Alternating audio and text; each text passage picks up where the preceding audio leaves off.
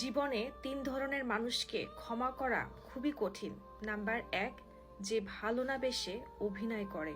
২, যে বন্ধুত্বের সুযোগ নিয়ে বেইমানি করে। ৩, যে বিশ্বাসের অমর্যাদা করে। মানুষ বলে নিজে ভালো তো জগৎ ভালো, এটা সম্পূর্ণ মিথ্যা কথা। আপনি যত ভালো হবেন মানুষ আপনাকে ততই ঠকিয়ে দিবে। ভরসা তাকেই করেন যে আপনার এই ৩টা জিনিস বুঝবে। ১, হাসির মাঝে লুকিয়ে থাকা কষ্ট।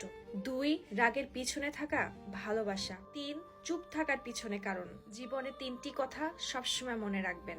১, যে আপনাকে সাহায্য করে তাকে কখনো ভুলবেন না। যে আপনাকে ভালোবাসে তাকে কখনো ঘৃণা করবেন না। যে আপনাকে বিশ্বাস করে তাকে কখনো ঠকাবেন না। জীবনে এই 5টা জিনিস খুঁজে পাওয়া খুবই কঠিন। নিজের মনের মতো একটা মানুষ, নিষ্পাপ একটা মন, কষ্টের ভাগিদার, নিঃস্বার্থ ভালোবাসা এবং বিশ্বাসী মানুষ। সম্মান জিনিসটা নিউটনের ৩য় সূত্রের মতন।